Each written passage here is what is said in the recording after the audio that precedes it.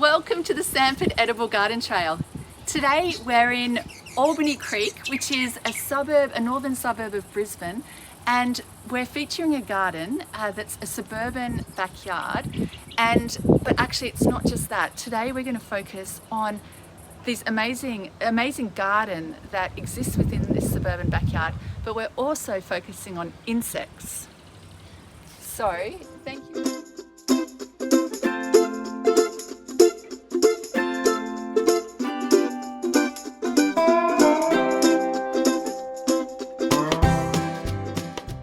Thank you very much. We're here with Bernie and Dawn. This is your property here, and Bernie is actually going to show us around the garden, and then Dawn, we're going to visit you in the next video. And both Dawn and Bernie, you can see from their shirts, they're part of an organisation called BOIC, Butterfly and Other Invertebrates. And we're going to do a special video. Dawn is going to show us some of the plants that you can plant in your garden to attract butterflies to your garden, and also this sort of special kind of contraption that you've got that's really great for kids if you wanted to actually grow some butterflies. It's not really the way you put it, is it? No, breed butterflies. Breed butterflies. So we will catch Dawn in the next video. And Bernie, I'd like to say thank you very much for having us. It's a pleasure. We were very excited to come because I know a little bit about your past, which Bernie is one of Australia's leading entomologists, and we're very fortunate to have him living in Brisbane now. You've been here for about 6 years. Yes. And so we thought we would take this opportunity to have a look at Bernie's backyard, and at the same time I'd love to hear some of your insights about insects that may be pests in a typical edible garden, and also beneficial insects. So, Right, that's what we'll do. Excellent. Can you tell me a little bit about what you were doing for work as an entomologist? Yes, I worked on insects, pests of plants, pests and also the things that control the pests, Okay. the other insects. And I did that for 40 years, about 43 years I think. All right. So you've And seen a lot of Then I insects. retired. Yeah. Yes, I worked on quite a few different ones. And it was all related to insects and edible gardens, or edible in a commercial setting, I guess. Yeah, all in a commercial setting. Yeah, in a commercial. Have you always had a backyard veggie patch? Yes. Yes. Good. All right.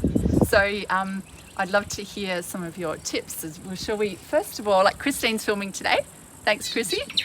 Shall we get a little bit of an overview? This is a very typical size backyard, and you've managed to fit a lot of different things in this one space. So we might start at the top here. We've got a slope. You could probably catch that, a slope going down. So you've made use of this terrace. Mm-hmm. Shall we just start over here, and you Yes, can okay. walk us through what you've got growing and why you've chosen what you've chosen?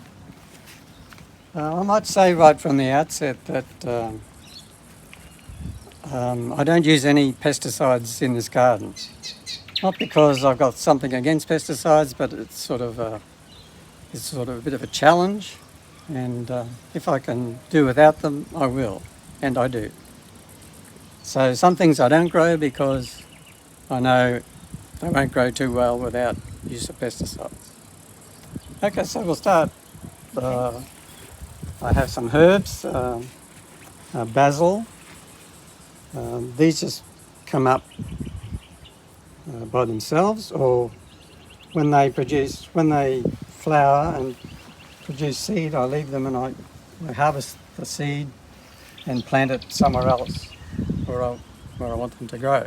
Mm. So I don't buy basil plants, I just keep producing them myself, and it's quite easy to do. I have some onions here, these are spring onions. I don't know why they call them spring onions, maybe you plant them in the spring. And here's some ordinary onions, if you like, they're red onions. Yeah. Oh, you can red see. salad onions. Do you want to have a look here, Christy? You can see some pushing out there. They look pretty good.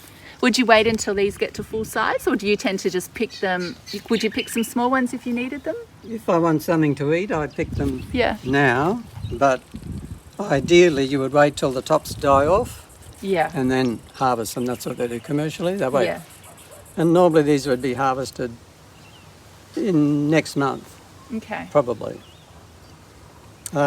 Is onion something that tends to get any pests? Well, these don't get any pests here. I've gone for a few years and I've had no pests at all.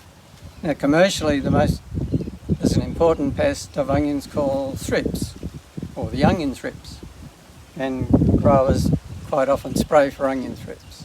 Right.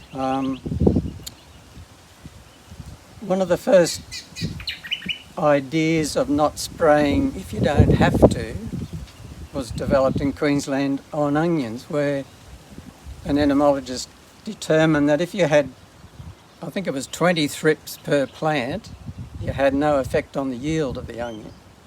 So we used to promulgate the idea you didn't need to spray unless you had 20 thrips on your plants. Okay. But growers tended not to take much notice of that because the onions can be worth a fortune in yield. So like per acre, they might be worth $20,000. Yeah. And to spray for the thrips might cost $5. Yeah. Okay. So you can see why they weren't particularly interested in not spraying. on the chance that they might lose a bit of yield. Yeah, that's really interesting. But that concept, this was back in the late 1960s, early 1970s. But the concept of not spraying now, unless you need to, is pretty well accepted by all growers of Okay. all sorts of crops. Okay. And so it's changed. Well, that's a good thing. Yep. The next thing is some lettuce. In the summer, I grow mignonette lettuce. I think they're more heat resistant than some of the other varieties.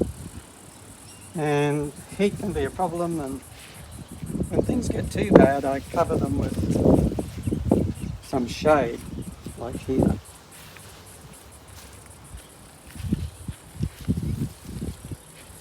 I know a lot of people in our area talk about growing lettuce in winter because it's a lot easier, and then in summer they can often bolt.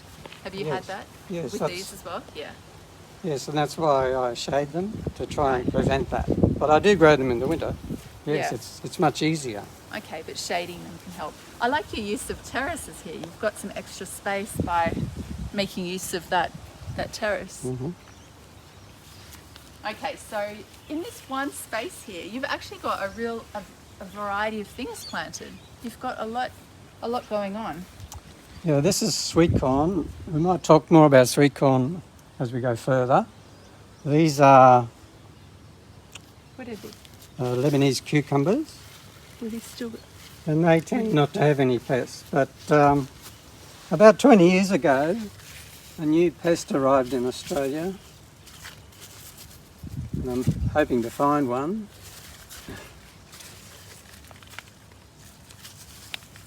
But you can't find one when you need one.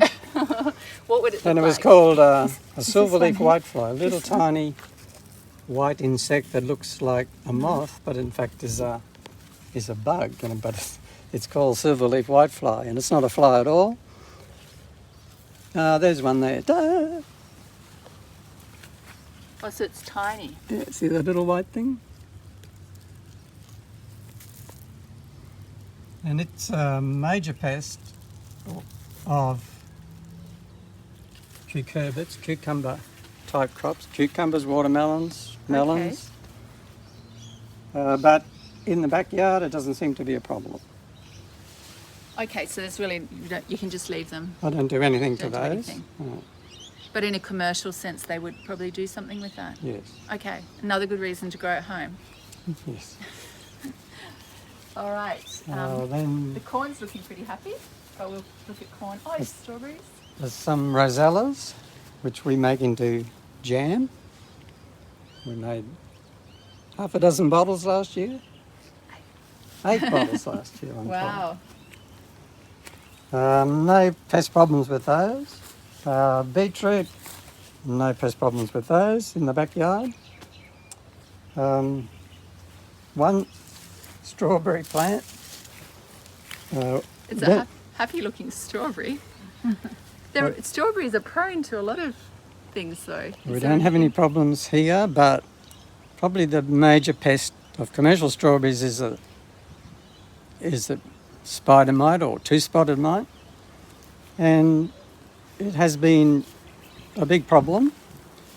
But now I think most growers use predatory mites, another mite that eats the spider mites, to control them. And you can buy predatory mites, and I think many growers do incorporate predatory mites into their production system.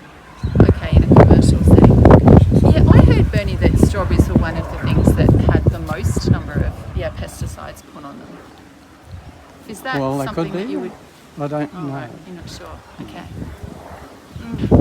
There's certainly been, historically there would have been a lot, and I think they've reduced them a lot over the last 10 years or so. Yeah, okay. Oh, that's good. So it looks like you're growing your sweet potato vertically. Yes, Is that well, something it you- saves some space, Yeah? growing them vertically. For the pests, I don't have any pests. Traditionally, there's a thing called the sweet potato weevil, but we don't seem to see it here much, or at all in this situation. It also commercially has whitefly problems. That same whitefly that gets on those gets on this. We passed the cabbages, which I wanted to show you. Okay. I shouldn't say the cabbages. There was a There's one cabbage. very sad cabbage which I kept just for this occasion. Okay. And this has been eaten a lot by the cabbage white butterfly caterpillars. Now they seem to have all gone. That's some of their poo there. We call that frass. I think it's too hot for them to be I out, can't Bernie. I can't see one at the moment, but I did find something here yesterday, which now I can't find. So, Bernie, these are the little white butterflies that we see around our veggie gardens. Yes, Right. Or are they butterflies or moths? What do you- Moths. they're butterflies. In this case, they're butterflies. Okay. There it is. This is the cocoons of a parasite of a cabbage white butterfly. This insect is a wasp. It lays its eggs on the caterpillars of the butterfly, or it lays its eggs in the caterpillars of the butterfly, and the larvae, the grub stage of the wasp, eats the inside of the caterpillar, doesn't kill it until the caterpillar's fully grown. When it's fully grown, it wants to change into a chrysalis, like all butterflies, but instead of that, these things pop out of the caterpillar and spin their own cocoons, and that's what they look like. Oh, wow. So it's a parasite of the cabbage white butterfly. That sounds Controls populations, but it doesn't stop the damage because the caterpillar has finished eating anyway. And in fact, when it's parasitised, it eats a bit more than if it's not parasitised. Okay. It sounds a bit like a horror film, actually. There's a lot of those horror films in the insect world. The backyard edible garden horror. Horror film. Oh, what goes on in the insect world? Okay, have we got any advice with silver beet and Silver beet, spinaches? no problems. Spinach, silver beet, whatever it's called. Yeah. Okay. We're up to the sweet corn. All right. So I've got 3 plantings of sweet corn just to try and keep in production. This is looking good. So you must have put this in. I thought you put it in winter, but you said no. No, Early spring. Early spring I Early like spring. to put it in. I think Spring, these right. were planted in September. Okay. It should be ready to start eating in about another week or so. Yeah. I pick it when the silks go dark, well, hard brown. Mhm. So about another week they should be right. Now I can see a ladybug on here. Yes. So are the ladybugs the good yes. insects That's for a the good garden? one. Well, that one's a good one. That's Okay. the same one we saw mating, or we Yeah, we are just before we started filming.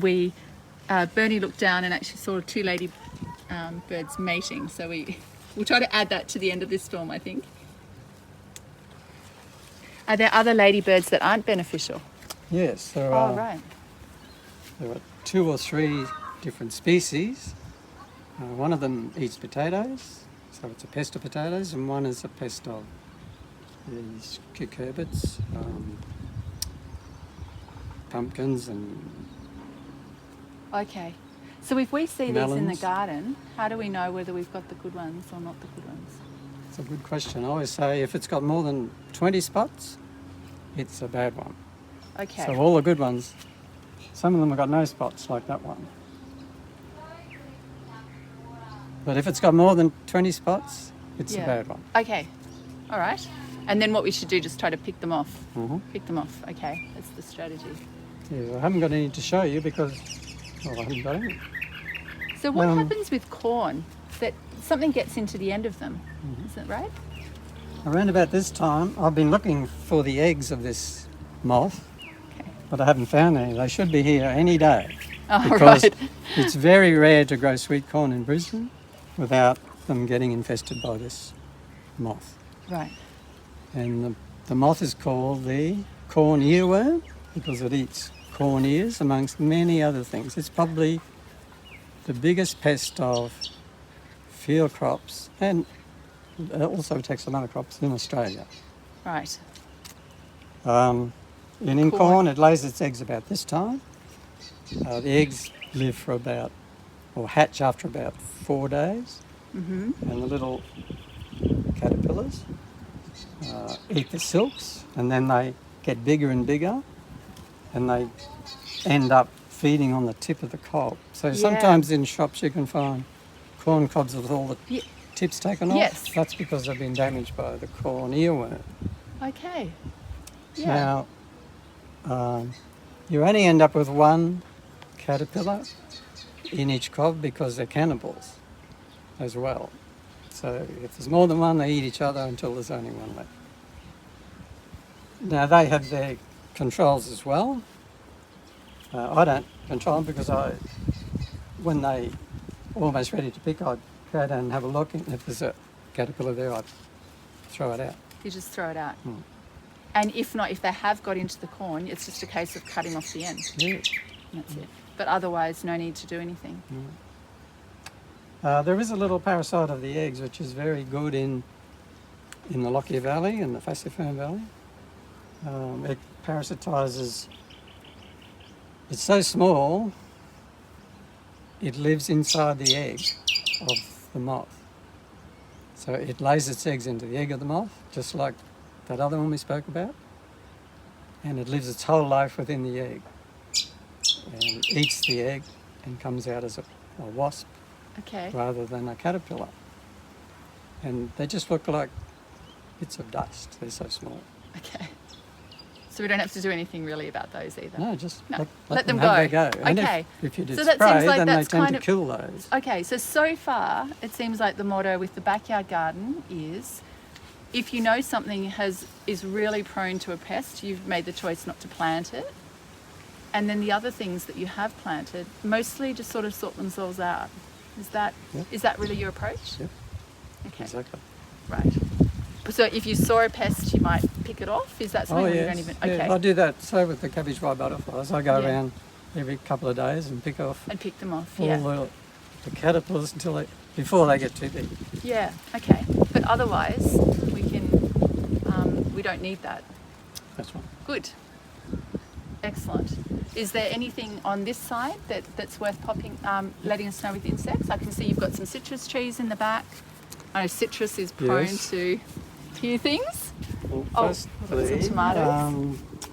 Tomatoes now. Oh, you've done, look, Chrissy, do you want to have a look here? You've got some really big tomatoes. You've done very well here for Brisbane, getting the big ones. When I said I don't grow things that I know are going to be a problem, Yeah. I broke my rule this year and I planted these tomatoes, and these Yes. are grossless, which get everything, Yeah. particularly fruit fly. And fruit fly are almost impossible to control in the backyard. So what I decided this year, I'll grow them and I'll cover the fruit with some netting to keep the fruit fly off them. Yeah.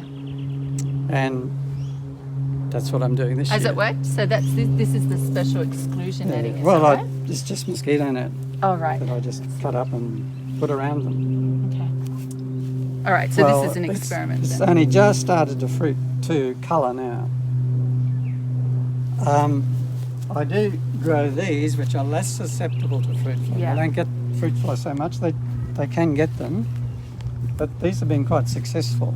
They look delicious. But the ones that never get fruit fly, if we just back up a little bit, are these ones which I picked before, just so they were here to show you. Oh, yeah? This size, they never get fruit fly. And they're very nice. Yeah. You want to try one? I will. It's So a very these... interesting taste. Mm. They're a bit nice tang.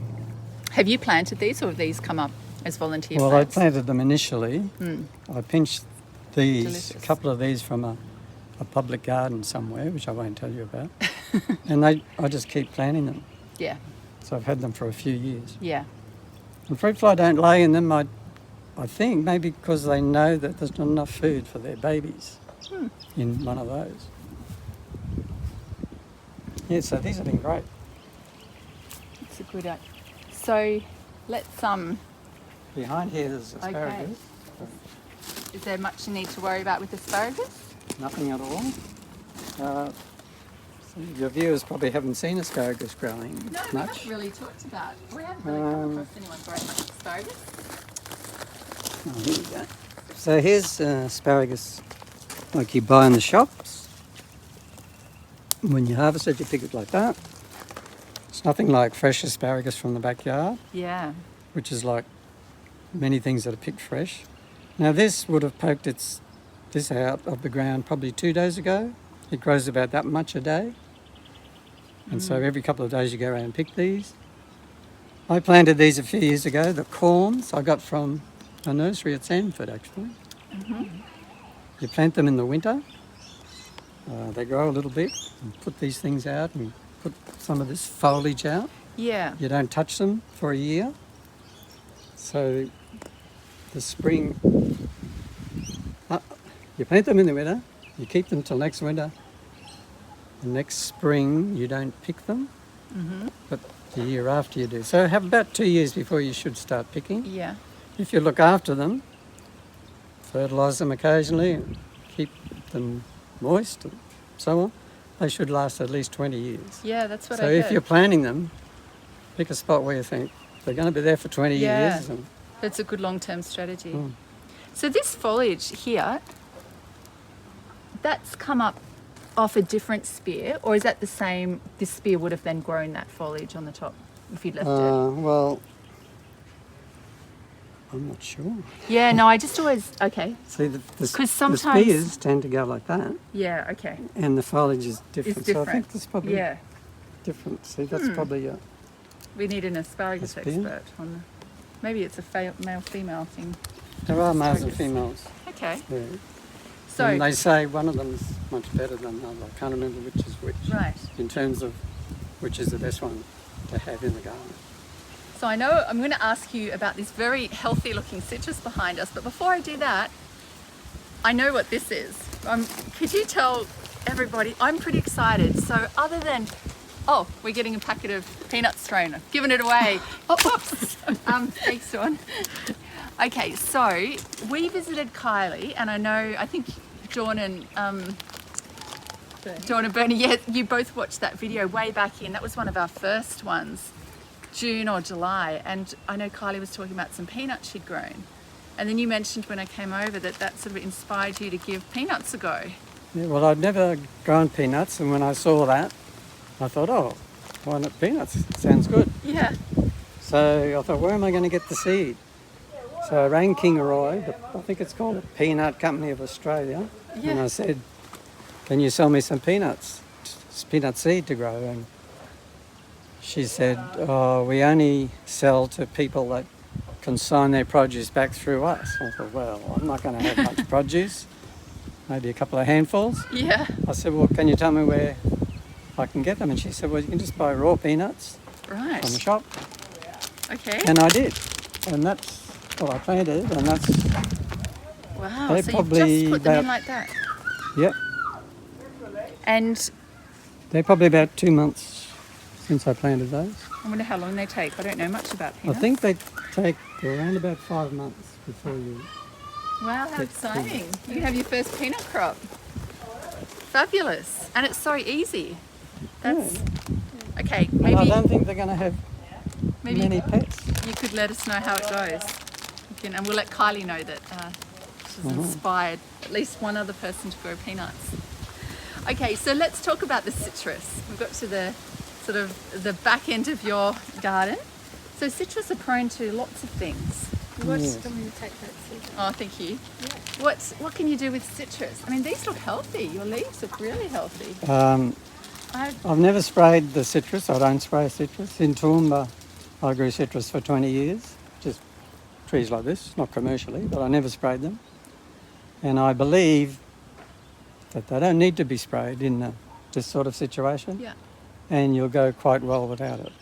But they have their problems. And probably the major problems here are the bugs called the bronze orange bug and what's called the larger horn citrus bug, which is another bug, and it's got sort of horns on its shoulders.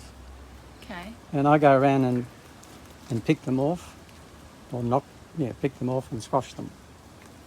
So both of the bugs feed on the fruit, well, also on the terms, but the problem ones are feeding on the fruit and they can make the fruit fall. Now, are these, Bernie, the ones where normally if you turn the leaf upside down, you see something sitting underneath it? I'm not sure. I know that when I've... traditionally the main problems with citrus have been the scale insects. That Yeah. might be what you're talking about. Yeah, I don't know, but I know that when I look at mine, some of them have got something underneath the leaf and they start not looking healthy after a while. It's probably scales. Okay. Back 40 years ago, the big problems with citrus were red scale, black scale, pink wax scale, white wax scale, and white louse scale. And almost all these scales have been controlled by wasps. We talked about the wasps controlling some of these other things. Some wasps were imported from China and places around there like Thailand, and they've done a wonderful job in controlling the scale insects. So they're not the problem they used to be. I was going to point out a couple of pests here. So you don't do anything to these, but they're No. looking pretty... Well, Yeah, they look strong, they're they look fine. healthy. Okay, If we go around that way, you might find some. okay.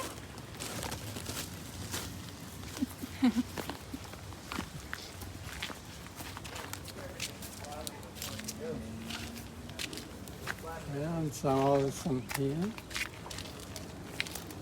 Citrus can get aphids, and there's some there. Okay. Aphids excrete a sticky substance. You can see those sticky, those Yeah. blobs Yep, there. I can. That's called honeydew. See, it's sticky. Yes. Yep. Yep. There's a mould that grows on those called sooty mould, which is black. And if the aphids are really bad, the mould can sort of cover the leaves and stop some photosynthesis occurring. That's what I've got on my trees. It's the black. Oh. Yeah, it's the black. But if you can Yeah. leave them long enough, these things will be eaten by ladybirds and Okay. also another parasitic wasp. Okay. And usually they end up being killed. Right. So you're suggesting just give it time. Yes. So if you wouldn't, I mean, they're so tiny, you couldn't really go and try to get them off yourself. There's not really anything. Oh, some people spray them with a hard jet of water Yeah, okay. if you've just got something like that. Yeah, okay. But I don't bother. You don't usually bother? They just get over it after a while. Yeah, that's good plants advice. There you go. You heard it first No, I from one just of our wanted to show- Australia's leading entomologists. It's pretty much just let it go. I think that's for the home gardener. Mostly you can let it go. So all those aisles selling the home gardener, all the different things you can put on your veggies to stop pests. Avoid them. Well, I do, yeah. Yeah, good. Great. I just wanted to show you this other one which I saw was here. This is citrus leaf miner, which is a very common pest in Brisbane. Came into Australia from Asia about 50 years ago. The larvae, the caterpillar, mines between the two surfaces of the leaf. So you might be able to see. So it tunnels between the top and bottom of the leaf, eats away till it becomes ready to change to a chrysalis, and it folds the edge of the leaf over. It makes a chrysalis in there. Wow, so that's why it's curling up, because Yes. it's eaten that away. Oh, well, because it's deformed because it's been eaten, but also it turns the leaf over a little bit. There's quite a bit of it here. If you want to see, we can go around there and have a look. Well, I think Enough? I think we might have seen enough, in the sense that I've certainly taken the message that mostly it's about letting things kind of sort themselves out. Do you do much planting to attract beneficial insects? No, I probably should, but I Okay. don't. Just haven't got into that. Yeah. Okay. We have planted some insects, some plants that attract butterflies. And that's these here. Yes. So that's They good. We are can- nectar plants, and the butterflies like to get nectar off them. Yeah. So attracting the butterflies, that's to bring the beauty into the garden, really, isn't it? Okay, because they do pollinate, but not as much as bees. That's right. Yeah.